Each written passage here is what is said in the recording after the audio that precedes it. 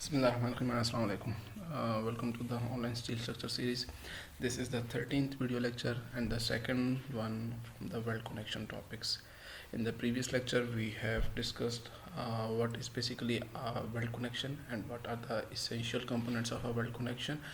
How do we, what are the different types of welding, and then what are the basic parameters that we are interested in designing a weld connection.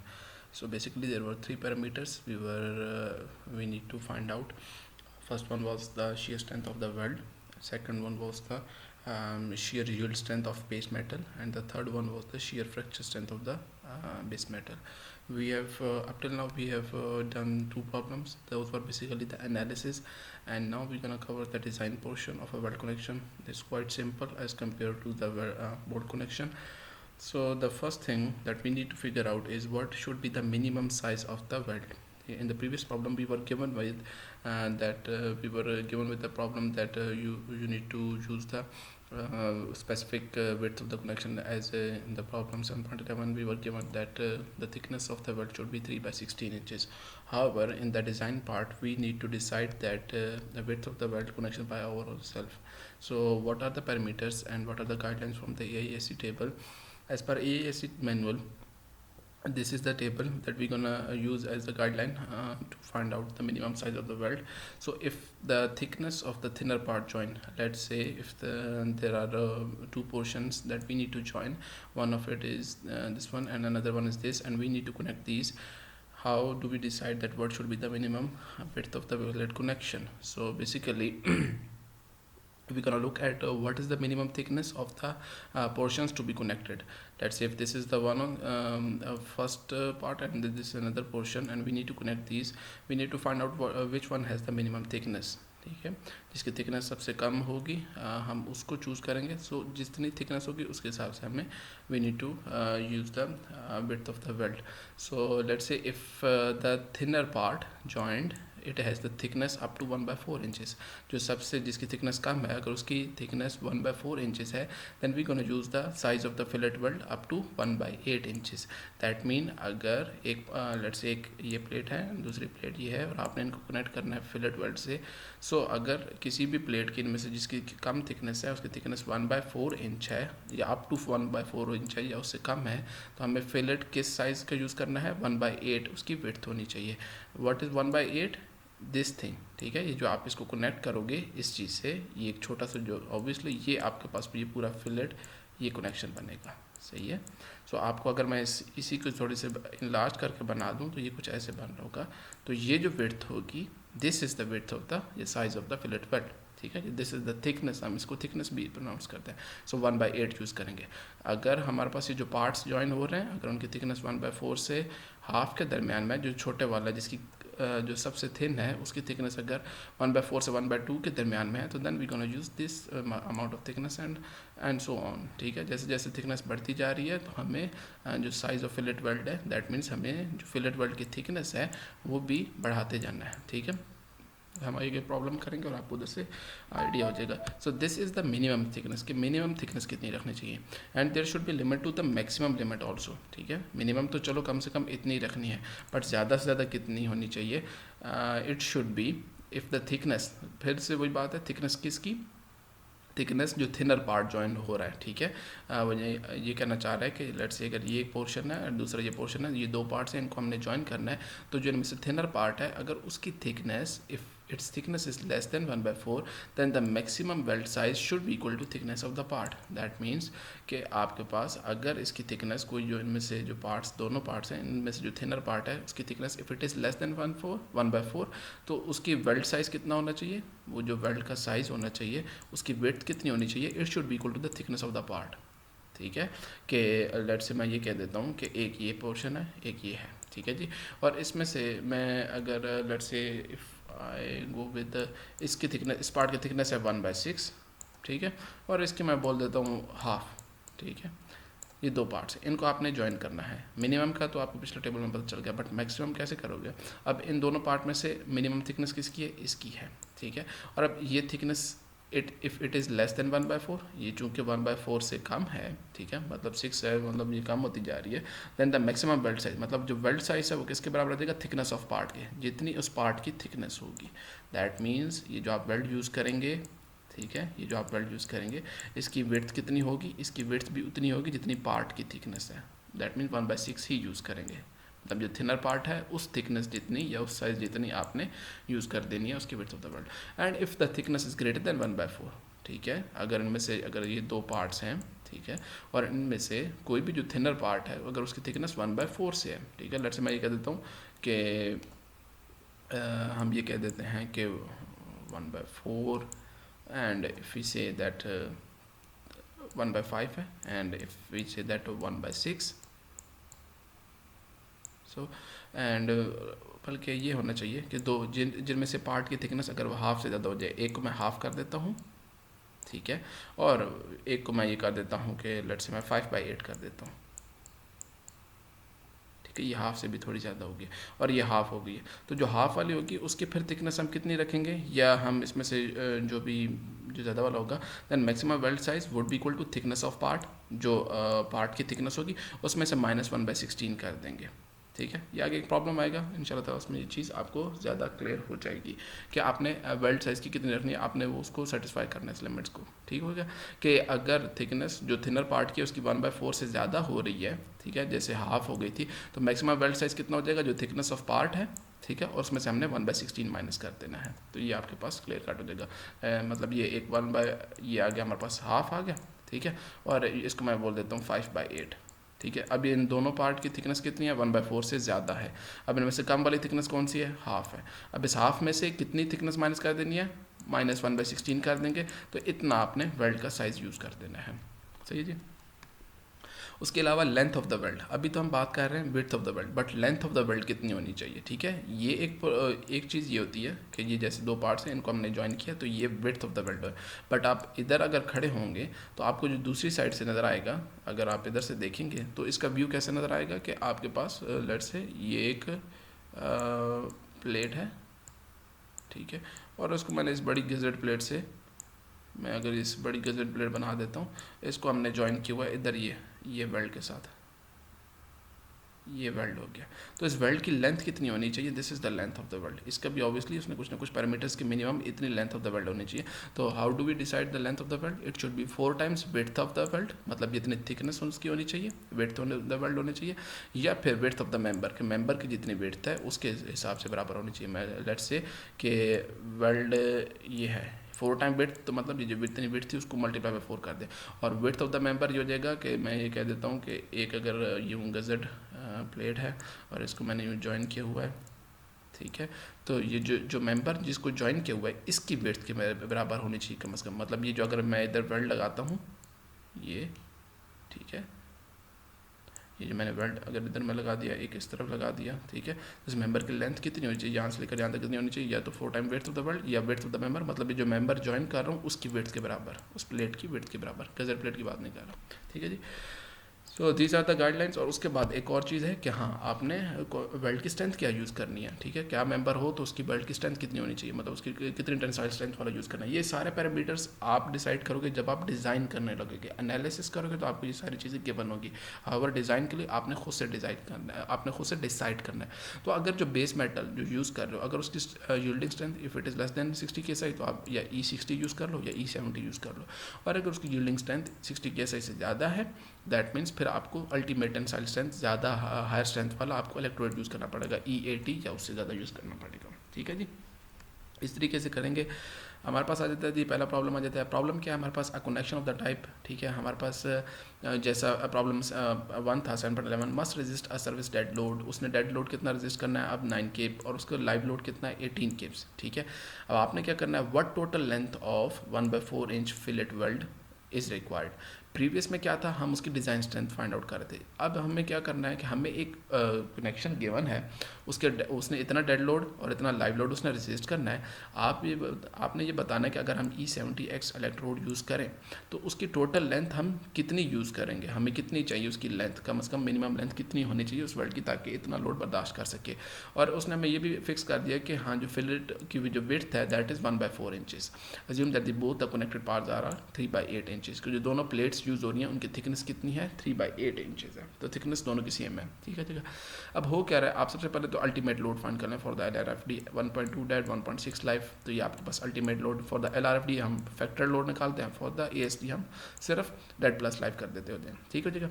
अब आपने क्या करना है, पहले obviously आपने find out करनी है shear strength of the weld पर इंच यूज़ करनी है। फिर आपने share yield strength of the base metal use करना फाइंड करना, और शेयर रप्चर स्ट्रेंथ आपने मेटल फाइंड करनी है। ये तीनों चीज़ें फाइंड आउट करेंगे, जो इनमें से कम वाली स्ट्रेंथ होगी वो हम कंसिडर करेंगे। अब वो फार्मूला क्या था हमारे पास, ये फार्मूला था, अगर मैं प्रीवियस दिखा सकूँ, या अब इसने इधर वैल्यू डायरेक्टली निकाली है, मैं भी आपको बता भी दूंगा, ठीक है। आपको कितनी गिवन है, विड्थ ऑफ द वेल्ड कितनी है, 1/4 इंचेस। इस चीज़ को ख्याल रखना है कि 1/4, ठीक है, ये आपके पास विड्थ ऑफ द वेल्ड है। अब आपके पास जो फार्मूला था, अगर उस फार्मूला की तरफ जाएं पिछली स्लाइड में, तो हमारे पास जो फार्मूला फाइंड करने का था वो क्या था, इट वाज ये फार्मूला था। हम जैसे यूज़ कर रहे थे कि आपने क्या करना था, 0.707 W मतलब वेट ऑफ द वेल्ड, जो हमें 1/4 गिवन है। उसके बाद आपने क्या करना था, वेल्ड स्ट्रेंथ कितनी यूज़ करनी है, ठीक है, और फिर आप उसको फर्दर स्ट्रेंथ रिडक्शन फैक्टर से मल्टीप्लाई कर देना। तो 0.707 W FW, और उसके बाद स्ट्रेंथ रिडक्शन फैक्टर 0.75 था, ठीक है। अब इसमें से अगर इन सबको इकट्ठा करके लिख दें, 0.75 भी अगर मैं इधर ही लिख दूँ तो आपके पास ये क्या बन जाएगा, अगर एक फार्मूला मैं अगर इसको इकट्ठा लिख दूँ तो क्या बन जाएगा, 0.75, ठीक है। फिर ये 0.707, ठीक है, ये आपके पास मैं लिखना चाहूँ। उसके बाद विड्थ ऑफ द वेल्ड, ठीक है, और FW फर्दर उसको मैं क्या लिख देता हूँ, अगर FW को मैं ब्रेक डाउन कर दूँ, ये इसी के सामने अगर मैं लिखता जा रहा हूँ तो FW क्या हो जाएगा, 0.6, ठीक है। अगर E70X इलेक्ट्रोड में यूज़ करना चाह रहा हूँ तो मेरे पास क्या हो जाएगा, 70, ठीक है। अब इनमें से मुझे क्या 0.75 भी पता है, मुझे 0.707 भी पता है, मुझे विड्थ को अभी मैं ऐसे रहने, विड्थ वेरी कर सकते हैं, कुछ भी वेरी कर सकते हैं, ठीक है। 0.6 भी पता है और 70 भी पता है, ठीक है। अगर मैं इन सब फैक्टर्स को मल्टीप्लाई कर दूँ, 0.75 इंटू 0.7 इंटू 0.6 इंटू 70, ठीक है, तो एक वैल्यू आ जाएगी मेरे पास, ठीक है। और उसको जब मैं मल्टीप्लाई बाय विड्थ करूँगा तो मेरे पास ये टोटल डिज़ाइन स्ट्रेंथ आ जानी चाहिए। अब इसने भी कुछ ऐसा ही किया, अगर इधर देखें तो इसने वैल्यू ये डायरेक्टली कैसे फाइंड आउट कर ली। इसने ये किया कि ये जो 1.392 वैल्यू ये कैसे आई, अगर मैं कहूँ सबसे पहले मेरे पास क्या था 0.75, तो इसने क्या किया, सबसे पहले 0.7, अगर मैं इसको नीचे लिख देता हूँ, चलें 0.75 इसने लिखा, ठीक है जी। उसके बाद इसने 0.707 जो था उससे मल्टीप्लाई किया, ठीक हो गया जी आपके पास। उसके अलावा आपके पास क्या था, W। अब W क्या है, W इज़ 1/4। 1/4 को अगर आपने लिखना चाह रहा हूँ, इसने लिखा 4/16, तो अगर आप ये लिखो कि 4/16 लिख दो, ठीक है, अगर आप 4/16 लिख दो किसी तरीके से, तो आपका वो क्या बन जाएगा, 1/16 ही, 1/4 ही बनेगा ना ये। तो उसने 1/4 को क्या लिख दिया, 4/16, इस तरीके से, तो आपके पास ये आ जाएगा। वरना आप डायरेक्टली भी कर सकते हैं, इट्स नो बिग डील कि आप नहीं कर सकते, आप डायरेक्टली बेशक 1/4 से मल्टीप्लाई कर दें, सो ये इतना कोई इशू नहीं है, आप डायरेक्टली बेशक 1/4 से कर दिया। लेकिन इसने क्या किया ये मैं सिर्फ बताना चाह रहा हूँ। तो इधर इसने 4 अलग कर दिया, ठीक है, और उसने ये लिख दिया, मैं ये कह देता हूँ कि इसने ऐसे लिखा हुआ 4/16, सही है, ये आ जाएगा 0.75 0.707 मल्टीप्लाई बाई 4/16। और उसके बाद आ जाता था FW ये E60 के लिए, E70 के लिए कितना हो जाएगा 0.6 इंटू 70, ठीक है, जिसकी अल्टीमेट टेंसाइल स्ट्रेंथ को हम 70 से मल्टीप्लाई कर देंगे तो मेरे पास ये आ जाएगा, तो ये आ जाएगा 0.6 और फिर उसके बाद आ जाएगा मल्टीप्लाई बाई 70। अब इसमें इसने कौन कौन सी चीज़ों को मल्टीप्लाई किया, 0.75, आप कैलकुलेटर पे चेक कर लीजिएगा, मल्टीप्लाई बाय 0.707, अच्छा, उसके बाद क्या कर दिया, मल्टीप्लाई बाय 0.6, मल्टीप्लाई बाय 70, और उसको डिवाइड कर दिया 16 से, सिर्फ 4 से मल्टीप्लाई नहीं किया, जब ये इसने ये सारी चीज़ें कर ली, ठीक है, इन सब चीज़ों को मल्टीप्लाई कर लिया, 0.75 multiply by 0.707 multiply by 0.6 multiply by 70 divided by 16, तो इन सब को मिला के आपके पास वैल्यू क्या आ गई, 1.392, ठीक है, 1.392 उसके पास आ जाएगी। उसके बाद उसने मल्टीप्लाई बाय 4 कर दिया, 416 को ये लिख रहा था कि 4 डिवाइड बाय 16, 16 डिवाइड हो गया था, तो इसने मल्टीप्लाई बाय 4 कर दिया। जब ये एक वैल्यू निकाली, जब उसको मल्टीप्लाई बाय 4 करेंगे तो आपके पास ये स्ट्रेंथ आ जाएगी। तो बताने का मकसद खाली डिटेल में ये था कि इसने इसको लिखा कैसे है। 1/4 को इसने कंसिडर किया 4/16, आप बेशक 1/4 से भी डायरेक्टली कर सकते थे, ठीक है, आप उस तरह भी करें तो आपके पास ये स्ट्रेंथ आ जाएगी, तो इतनी कोई बड़ी साइंस है नहीं। बट ये वैल्यू कैसे आई, इसका ये ब्रेक डाउन किया है, वही फार्मूला है, सिर्फ वही वैल्यूज पुट किए सारा कुछ, ठीक है। इसने आप इधर डायरेक्टली लिखना शुरू कर दिए, अगले प्रॉब्लम में भी ये डायरेक्टली ही लिखेगा, तो ये चेक कर लीजिएगा जी। तो डायरेक्टली हमारे पास ये वहाँ से वैल्यू आई, मल्टीप्लाई बाय 4 कर दिया, ये आपके पास शेयर स्ट्रेंथ ऑफ वेल्ड आ गई, ठीक है। उसके बाद share yield strength of base metal आपने फाइंड करना था, और इसका फार्मूला क्या था, इसका हम स्ट्रेंथ रिडक्शन 5 और उसके बाद 0.6 FY इंटू टी, ठीक है। इसके लिए जब यील्ड स्ट्रेंथ के लिए इसका स्ट्रेंथ रिडक्शन फैक्टर था 1, तो इसने 1 इधर लिखा नहीं, डायरेक्टली लिख दिया 0.6। FY कितना है, जो आप टेंशन मेंबर यूज़ कर रहे हो, जो आपने टेंशन मेंबर यूज़ किया था, अगर प्रॉब्लम 1 में देखो तो वो A36 यूज़ किया था, उसकी स्ट्रेंथ कितनी थी, 36 KSI। A36 स्टील का 36 KSI यील्डिंग स्ट्रेंथ होती है। उसके बाद उसकी थिकनेस दोनों मेंबर में से assume that the both the connected parts, जो लेट्स से अगर ये एक प्लेट है और दूसरी प्लेट है, दोनों की थिकनेस कितनी है, 3/8 इंच है, तो थिकनेस यहाँ से आगे आपके पास बेस मेटल की जो आ जाएगी शेयर यील्ड स्ट्रेंथ आ जाएगी 8.1 किप्स। उसके बाद शेयर रप्चर स्ट्रेंथ का फार्मूला क्या था, इसके साथ फार्मूला ये था कि इसी तरीके से 0.6 था, अगर मैं फार्मूला दिखा सकूँ 0.6 F अल्टीमेट इंटू टी, और उसके साथ स्ट्रेंथ रिडक्शन फैक्टर था 5। तो बेसिकली फार्मूला क्या था, अगर मैं दिखा सकूँ तो फार्मूला था 5, ठीक है। उसके बाद मल्टीप्लाई बाय 0.6, अगर आप प्रीवियस प्रॉब्लम में देखें, उसके बाद मल्टीप्लाई बाय F अल्टीमेट, और उसके बाद साथ टी था, ठीक है। अब इधर 5 की वैल्यू क्या थी, 0.75 थी, ठीक है, प्रीवियस प्रॉब्लम में देख लीजिएगा 0.75, उसको जब उसने मल्टीप्लाई बाय 0.6 किया तो डायरेक्टली उसके पास वैल्यू कितनी आ जाएगी, 0.45। तो 0.75 मल्टीप्लाई बाय 0.6, उसने उसको डायरेक्टली वैल्यू लिख दी 0.45। F अल्टीमेट इंटू टी, ये वैल्यूज पुट की उसने। F अल्टीमेट A36 स्टील की यील्डिंग इतनी होती है, अल्टीमेट ये होती है, थिकनेस से मल्टीप्लाई किया तो आपके पास शेयर रप्चर स्ट्रेंथ आ गई किसकी, बेस मेटल की। अब इनमें से सबसे कम कौन सी है, वेल्ड की शेयर स्ट्रेंथ इतनी है, उसके अलावा बेस मेटल की शेयर यील्ड स्ट्रेंथ इतनी है, शेयर रप्चर स्ट्रेंथ इतनी है, तो इनमें से सबसे कम कौन सी है, ये वाली है, तो हम इसको चूज़ करेंगे, ठीक है जी। तो हमने जो हमारे पास वेल्ड स्ट्रेंथ पर इंच आ गई 5.568 इंच, ये हमारे पास पर इंच आ गई।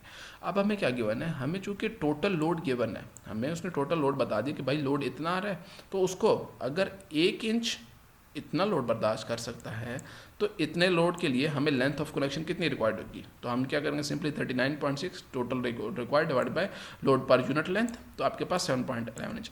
ये कहना चाह रहे हैं कि कम आप 7.11 इंचज़ अगर लेंथ ऑफ द कनेक्शन रखेंगे, मतलब ये है कि अगर आप एक प्लेट कनेक्ट करना चाह रहे हैं किसी दूसरी वाली प्लेट से, ऐसे में अगर प्लेट बना दूँ, ठीक है, तो आपको कितनी कनेक्शन लेंथ प्रोवाइड करनी पड़ेगी, 7.11। वो आप 7.11 सिर्फ एक साइड पे भी प्रोवाइड कर सकते हैं, बट ज़्यादा सूटेबल ये होता है कि हम उसको 2 हिस्सों पे डिवाइड कर देते हैं। तो यूज़ 8 इंचज़, अब 7.11 लेंथ था, 7.11 को हमने थोड़ा हायर साइड पे ले गया कि हम थोड़ी एक्स्ट्रा सेफ्टी प्रोवाइड कर दें, तो 8 इंचज़ कर दिया, और 8 इंचज़ में हमने use 8 inches total and 4 inch on each side, दोनों साइडों पर, ऊपर भी 4 इंचज़ नीचे भी 4 इंचज़, और ऐसे हमने करके कनेक्ट कर दिया, ठीक है, दूसरी प्लेट के साथ। तो इस तरीके से length of the weld connection आप फाइंड आउट करते हैं। इसी तरीके से dead load plus live load हमने किया, ये चीज़ें निकल आई। उसके बाद अब shear strength of a weld पर इंच ऑफ अ लेंथ, ठीक है, अब फिर वही फार्मूला है, बस सिंपली क्या है, इधर 1.392 था, इधर 0.9279, अब इनमें फ़र्क क्या हुआ, फिर वही चीज़ है, ठीक है, फार्मूला वही आ जाएगा। सिर्फ क्या हो रहा है कि ये जो स्ट्रेंथ रिडक्शन फैक्टर था, ये जो 0.75 था, इधर मल्टीप्लाई हो रहा था इस केस के लिए, ठीक है। अब इस केस में 0.75 मल्टीप्लाई नहीं होगा, इधर क्या होगा, 2 से डिवाइड हो रहा होगा।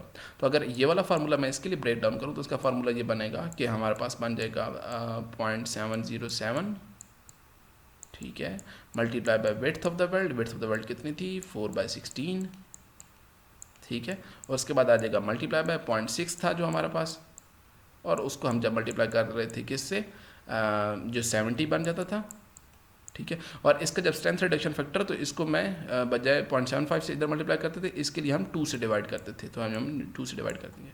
अब ये वैल्यू जो 0.9279 ये कैसे आई, 0.707 multiply by 0.6 multiply by 70 divided by 2 divided by 16। तो इन सब को जब करोगे तो आपके पास वैल्यू आ जाएगी 0.9279, ठीक है। और फिर आपने सिंपली इसको 4 से मल्टीप्लाई कर दिया। तो सिंपली फर्क क्या है, इधर 0.75 से मल्टीप्लाई हो रहा था, इधर 2 से डिवाइड हो रहा था, क्योंकि ASD मेथड है, ठीक है। और ये कहाँ से आया, वो ये अगर आप देख सकें तो आपको मैं दिखा भी देता हूँ कि ये हो जाएगा आपके पास, ये फार्मूला था।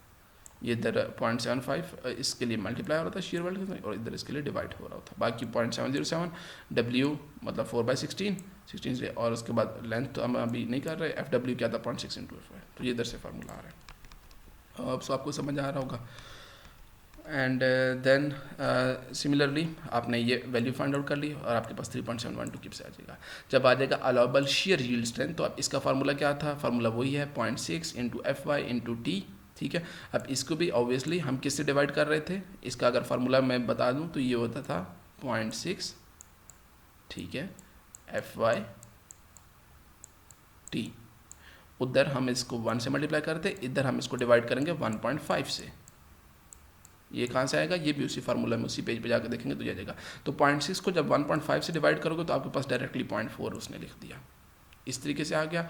और इस वाले फार्मूला के लिए क्या किया, फिर 0.4 FY पता है, T पता है, ये आ जाएगी स्ट्रेंथ। उसके अलावा ये वाला जो फार्मूला था इसके लिए क्या किया उसने, वही फार्मूला था 0.6, ठीक है, F अल्टीमेट आ जाएगा, ठीक है, जब रप्चर की बात करूं।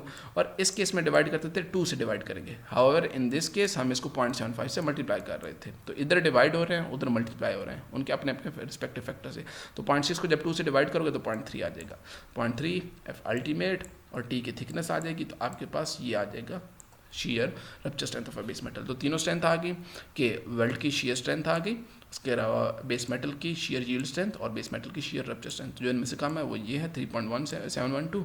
तो आपके पास अब लोड इसके लिए कितना है, अलाउबल लोड 27, उसको इससे डिवाइड करोगे तो आपको लेंथ ऑफ जो वेल्ड रिक्वायर्ड है वो 7.27 रिक्वायर्ड है, ठीक है। और आपको ऑब्वियसली इसको राउंड ऑफ कर दोगे, यूज़ 8 इंचेस, और फिर ऑब्वियसली उसी तरीके से 4 ऑन ईच साइड हो जाएगा। तो ASD मेथड और LRFD मेथड दोनों से हमने निकाल के रख दिया कि टोटल हमें लेंथ ऑफ कनेक्शन रिक्वायर्ड कितनी है।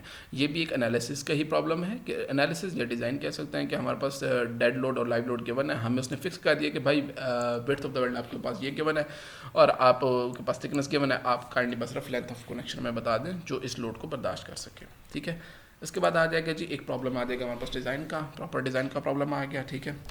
ये कैसे है जी, आपको क्या गिवन है, एक प्लेट गिवन है, उसकी ये क्या है, half multiply by 4, half inch उसकी थिकनेस है, 4 इंच इसकी विड्थ है, ठीक है। और वो A36 स्टील की बनी हुई है, ठीक है। उसके बाद is use as a tension member to carry a service dead load इतना है, लाइव लोड इतना है। It is to be attach to a 3/8 inch gusset plate, एक प्लेट के साथ चूज है। प्रीवियस प्रॉब्लम में दोनों की थिकनेसेस सेम थी, इसमें गजर प्लेट की थिकनेस इतनी आ गई। अच्छा, डिज़ाइन है वेल्ड कनेक्शन, आपने वेल्ड कनेक्शन बेसिकली इसके लिए डिज़ाइन करना है, ठीक हो गया जी। अब आप क्या करेंगे, आपके पास भी गिवन है, अब आपने फिर से उसी तरीके से अब आपने डिसाइड करना है। प्रीवियस प्रॉब्लम में आपको गिवन था कि भाई फिर जो वेल्ड है उसकी विड्थ कितनी यूज़ करनी है, W आपको गिवन था, बट अब आपको W नहीं गिवन है। तो आप W कैसे चूज़ करोगे, W चूज़ करोगे जैसे प्रीवियस बताया कि इन दोनों में से देखो कि थिकनेस किसकी कम है, एक 3/8 इंच है, एक हाफ इंच है, तो ऑब्वियसली 3/8 इंच है।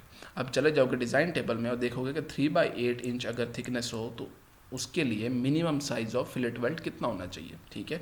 तो अब 3/8 के लिए अगर हम डिज़ाइन टेबल में जाके देखें, ठीक है, तो 3/8 1/4 से ज़्यादा होती है और इससे इस वाले से हाफ से कम होती है, तो इस पोर्शन में लाई करेगा। तो हमें मिनिमम फिलेट की जो विड्थ कितनी चाहिए होगी, 3/16। तो हम ऐसे डिसाइड कर लेंगे कि विड्थ जो है वो जो फिलेट की इधर से लेकर इधर तक, ठीक है, जिसको हम W से शो कर रहे हैं, वो कितनी हो जाएगी, 3/16 ऐसे पता चलेगा, ठीक है। प्रीवियस प्रॉब्लम में गिवन था, इसमें हमने खुद से चूज़ किया। तो ये हो जाएगा कि आपने क्या किया, द बेस मेटल इज दर। उसके अलावा क्या करना है, हाँ आपने एक और चीज़ यूज़ करनी है कि अब आपको प्रीवियस प्रॉब्लम में गिवन था कि इलेक्ट्रोड कौन सा यूज़ करें, E70X एक्सेस, बट अब आपको इलेक्ट्रोड भी नहीं गिवन। तो आप वो कैसे डिसाइड करोगे, जो आप स्टील कौन सा यूज़ कर रहे हो, गजेट प्लेट और टेंशन मेंबर दोनों का यूज़ कर रहे हो, A36 की यील्डिंग स्ट्रेंथ कितनी है, 60, ठीक है, 36 की SI, और अल्टीमेट जो स्ट्रेंथ है वो कितनी है, 58 है, ठीक हो क्या। तो आप क्या करेंगे, जो अल्टीमेट टेंसाइल स्ट्रेंथ होती है अगर तो 60 से ज़्यादा है, तो अगर तो 60 ज़्यादा है तो फिर E80 यूज़ करूँगा, और अगर उससे कम है आपने अल्टीमेट स्ट्रेंथ को देखना है, ठीक है। अल्टीमेट स्ट्रेंथ आपकी 58 है which is less than 60, which is less than 60। तो अब आप कौन सा इलेक्ट्रोड यूज़ कर सकते हो, E60 एक्सेस भी यूज़ कर सकते हो, E70 भी यूज़ कर सकते हो, दोनों फिजिबल हैं। तो अब आपने क्या किया, ये देखो, since the base metal is of A36 steel, तो E70 XX electrode will be use, ठीक है, आपने ये कर दिया। उसके अलावा उसने आपको लिमिट नहीं किया कि भाई आप वेल्ड लेंथ की कनेक्शन, जो वेल्ड कनेक्शन की लेंथ कितनी रखें, उस पर आपको उसने फिक्स नहीं किया, बट आपने जो उसकी थिकनेस ऐसे डिसाइड कर ली, मैंने आपको जैसे आपको बताया कि मिनिमम थिकनेस है। तो अब आपने ये कर लिया, पैरामीटर सेट कर लिया, try a 3/16 inch fillet weld using E70 XX electrode. अच्छा, अब आपने इसी की मदद से आपने फिर से इसी की स्ट्रेंथ फाइंड आउट कर लेनी है। तो 1.392 कैसे आया, बिल्कुल एग्जैक्टली जैसे हमने प्रीवियसली देखा था कि वही चीज़ें रहेंगी, ठीक है। ये देखिए 0.75 multiply by 0.707 multiply by 0.6 multiply by आपके पास क्या हो जाएगा, हाँ, अब उसके साथ इधर क्या था, 1/4 था, ठीक है, थिकनेस, और इसके लिए थिकनेस हमने से 1/4 को हमने यूँ लिख लिया था कि 4/60 लिख लिया था, तो इस वजह से 4 मल्टीप्लाई हो रहा था। अब इसके लिए 16 इधर भी है, इस वाले प्रॉब्लम के लिए भी देखिए, अगर ये हमारे पास है 3/16, ठीक है, तो ये 1.392 उसी तरीके से बना 0.75, ठीक है। उसके अलावा क्या, मैं अगर इसको लिख दूं तो 0.707, ठीक है, ये स्ट्रेंथ रिडक्शन फैक्टर था। साथ में आ जाएगा W, और W क्या है 3/16, ये चीज़।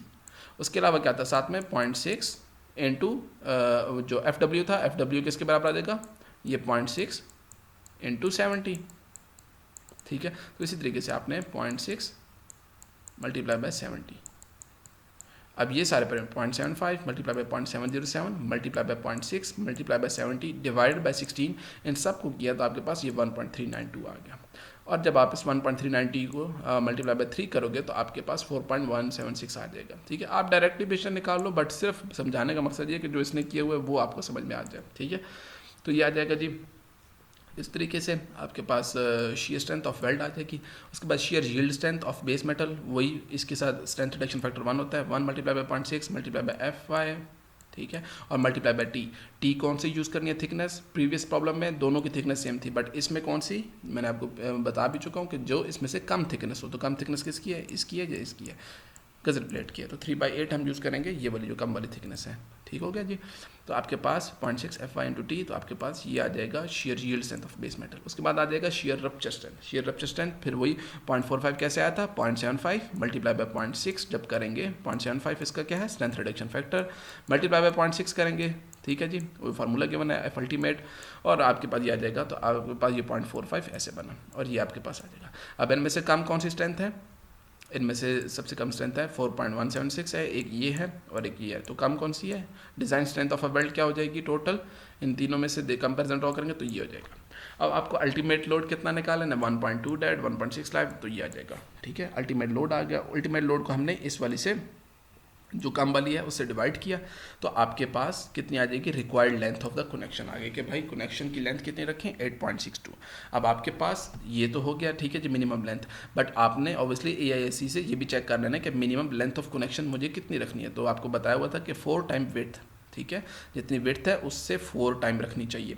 तो विड्थ कितनी है 3/16, उससे करोगे तो 0.75, जबकि आपकी रिक्वायर्ड लेंथ कितनी आ रही है, आपकी रिक्वायर्ड लेंथ आ रही है 8.62 आ रही है, तो इस वजह से ओके है। अगर ये ज़्यादा हो जाता, लेट्स से कि हमें ये कह देता कि हमारे डिज़ाइन से आ रही है, हमें रिक्वायर्ड कितनी 8.62 और हमें मिनिमम लेंथ 9 इंच होती, तो फिर हम 9 इंच को यूज़ करते, ठीक है। तो अगर इससे कम है तो हम फिर जो हमारे फार्मूले से आई है हम वही यूज़ करेंगे, सही हो गया। तो ये ओके है, मिनिमम इतनी है, हमें रिक्वायर्ड इतनी है, तो ओके है भाई। तो अब आप 8.62 के लिए क्या करोगे, दोनों तरफ डिवाइड कर दोगे, एक ऊपर और एक नीचे। तो 8.62 को पहले तो राउंड ऑफ कर दिया हायर साइड पे, तो इसका क्या बना देंगे 9 इंचेस।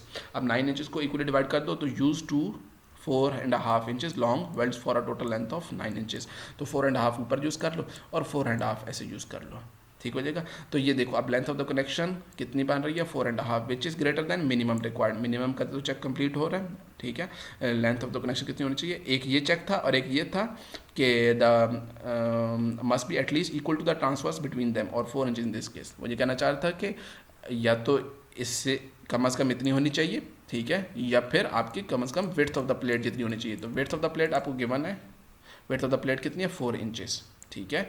फार्मूला से जो हमें एक फार्मूला से बता रहा है कि 4 टाइम विड्थ से हमें बता रहा है कितनी है 0.75 चाहिए आपको, ठीक है जी। अगर ये मैं इधर लिख दूँ, ठीक है, इस वाले पहले फार्मूला से ये है, और इस वाले पैरामीटर से 4 इंचेस चाहिए, तो इनमें से कम देखो ये है और एक ये है, तो हम ये वाले को कंसिडर करेंगे कि भाई कम से कम इतनी लेंथ ऑफ वेल्ड प्रोवाइड करो 4 इंचेस, और जो हमने डिज़ाइन किया वो कितनी प्रोवाइड कर रहे हैं हम 4.5 इंचेस, तो इससे ज़्यादा है तो मतलब ओके है, सही है, इससे कम से कम 4 इंच तो प्रोवाइड करनी ही करनी है, ठीक हो जाएगा। तो वो ये कहना चाह रहा है कि आपको must be at least equal to the transverse distance between them or 4 inches. In this case the provided length of 4.5 inches will therefore be adequate. हम कितनी प्रोवाइड कर रहे हैं, 4.5 इंचेस प्रोवाइड कर रहे हैं, ठीक है। और आपको कितने रिक्वायर्ड है, एक फार्मूला से 0.75 रिक्वायर्ड है, दूसरे से रिक्वायर्ड है 4 इंचेस। 4 इंचेस क्या है, इसकी विड्थ ऑफ द प्लेट के बराबर होनी चाहिए, ठीक है। तो हम इसको देखेंगे और हमारे से ज़्यादा है, ओके हो गया। तो अल्टीमेटली आंसर क्या आ गया कि यूज़ 3/16 इंच फिलेट वेल्ड। ये अब आपने डिसाइड किया था, ये डिज़ाइन आपने की है कि 3/16 यूज़ करें। कौन से इलेक्ट्रोड का, E70XX यूज़ करेंगे with the total length of 9 inches, कि उसकी टोटल कनेक्शन की लेंथ कितनी होनी चाहिए, ऊपर और नीचे वाले को मिला के कितनी होनी चाहिए, 9 inches as shown in the figure. इस तरीके से प्रोवाइड करेंगे, आपने फिगर भी साथ बनानी है। तो ये होता है, इस तरीके से आप वेल्ड कनेक्शन का डिज़ाइन ऐसे बनाते हैं। इंतहाई सिंपल है, बोल्ट कनेक्शन के मुकाबले में बहुत ज़्यादा सिंपल है, ठीक है। तो सिंपली सिर्फ आपने लेंथ ऑफ द कनेक्शन बतानी है, उसके अलावा आप क्या करते हैं कि जो वेल्ड की स्ट्रेंथ बताते हैं, और उसके अलावा वेल्ड की थिकनेस बताते हैं, यही 3 चीज़ें बताते हैं। उसके अरेंजमेंट बता देते हैं ज़्यादा, ठीक है, उसका फिगर बना देते हैं, तो ये आपका वेल्ड कनेक्शन ऐसे डिज़ाइन हो जाता है। सिमिलरली आप जब ASD की बात करोगे तो बिल्कुल एग्जैक्टली सेम प्रोसीजर है, ठीक है, जैसे मैंने आपको बताया था। जैसे ये 1.392 प्रीवियस प्रॉब्लम में फाइंड किया था, इसी तरीके से 0.9279 कैसे आया था, सिंपली मैंने आपको बताया था कि इधर 2 से डिवाइड हो रहा है, इधर 0.75 से मल्टीप्लाई हो रहा था, तो ये ऐसे आ जाएगा, मल्टीप्लाई बाय 3 कर देंगे। उस केस में प्रीवियस प्रॉब्लम में 4 था, इसमें 3 है, तो आपके पास ये एक आ जाएगी वेल्ड की स्ट्रेंथ। दूसरे फार्मूला से ये 0.4 आपको बताया था, कैसे आया था कि जब आप 0.6 को 1.5 से डिवाइड करेंगे तो आपके पास ये 0.4 आ जाएगा, ठीक है, ये डायरेक्टली इसने किया हुआ है, इससे स्ट्रेंथ ये आ रही है। और ये वाला भी मैंने आपको बताया था कि 0.6 को जब आप 2 से डिवाइड करोगे तो 0.3 आ जाएगा, ठीक है, इधर डिवाइड हो रहे हैं तो इससे ये स्ट्रेंथ आ रही है। अब ASD मेथड में एक ये स्ट्रेंथ है डिज़ाइन स्ट्रेंथ, एक ये वाली स्ट्रेंथ है और एक ये वाली स्ट्रेंथ है, तो इनमें से कम कौन सी है, 2.784। अब आप क्या करोगे, आपको लोड कितना आ रहा है, लोड कितना आ रहा है, अलाउबल लोड 24 किप्स, ठीक है, और आपकी स्ट्रेंथ आपने जो चूज़ की वो 2.74, तो इससे रिक्वायर्ड आपको लेंथ ऑफ द कनेक्शन कितनी है, 8.62। याद रखें LRFD में भी इतनी रिक्वायर्ड थी, इसके लिए भी इतनी रिक्वायर्ड है, ठीक है। तो अब आपको लेंथ ऑफ द कनेक्शन 8.62 है, आप उसको कितना प्रोवाइड कर रहे हो, 9 कर दोगे, ठीक हो जाएगा। अब इसको क्रॉस चेक कर लो कि आपकी मिनिमम रिक्वायरमेंट कितने, 4 टाइम बेड से रिक्वायर्ड थी आपको 0.75, आपका 8.62 जो आप प्रोवाइड करोगे वो उससे ज़्यादा है। इसको इक्वली डिवाइड कर दिया 9 इंचेस के बराबर, और आपको इस केस से भी 4 इंच है, तो 4 इंच फिर भी ज़्यादा है, provide length of the will be therefore be adequate. तो आपने उसी तरीके से वही डिज़ाइन है, सेम है as per ASD 3/16 with E70XX electrode with the total length of ये हो जाएगा। तो ये लाइन बहुत इंपॉर्टेंट है, पूरा कनेक्शन का डिज़ाइन आपका ये छोटी सी लाइन में आ जाएगा, ठीक होगा, और उसके साथ आपने अरेंजमेंट बनाना है, ठीक है। इस तरीके से जो होता है आपका वेल्ड कनेक्शन का डिज़ाइन, ठीक है। आई होप सो आपको चीज़ क्लियर हुई होगी, ठीक है। These were the main topics. हम पांचों जो हमारे मेन टॉपिक्स हैं, और किसी भी एक जो स्टील स्ट्रक्चर है इसमें यही सारे कंपोनेंट्स होते हैं, tension member, compression member, beams, then हमारे पास कनेक्शन 2 टाइप्स के होते हैं, एक बोल्ट कनेक्शन, वेल्ड कनेक्शन। अगर आपको इन सब की बेसिक समझ में आ गई हैं तो आई होप सो आपको अगर सिर्फ एक ये समझा दिया जाए कि लोड कैसे कैलकुलेट करना है, एक मतलब मेंबर पे लोड कैसे आएगा, अगर डिस्ट्रीब्यूटिव से लोड निकालना अगर आपको आ गया तो आई होप सो आपको you are good to design any sort of a structure, ठीक है जी।